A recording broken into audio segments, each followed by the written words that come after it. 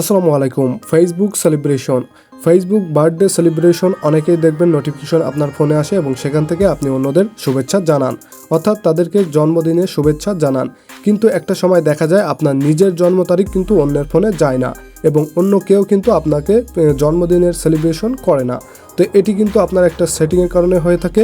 তো একটা সেটিং এখান থেকে এনেবল করলেই কিন্তু আপনার জন্ম তারিখের নোটিফিকেশন সকল ফ্রেন্ডের কাছে যাবে, অর্থাৎ সকল ফ্রেন্ডের কাছে আপনার জন্ম তারিখের নোটিফিকেশন গেলেই কিন্তু তারা আপনাকে শুভেচ্ছা জানাবে। তো চলুন সেটিংটা কিভাবে চালু করবেন দেখে নেওয়া যাক।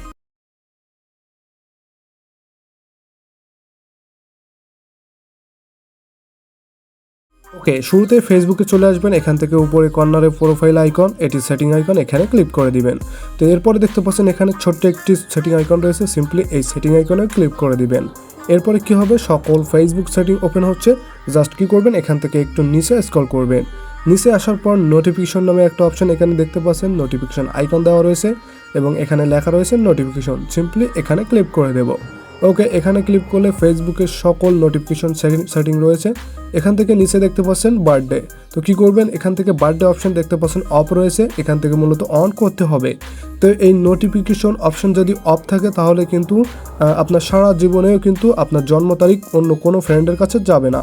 তো এখান থেকে দেখে নেবেন এটা এনেবল রয়েছে। ম্যানুয়ালি কিন্তু সবার এটা এনেবলই থাকে, কিন্তু কিছু ক্ষেত্রে দেখা যায় কিছু আইডিতে এই অপশনগুলো অফ থাকে।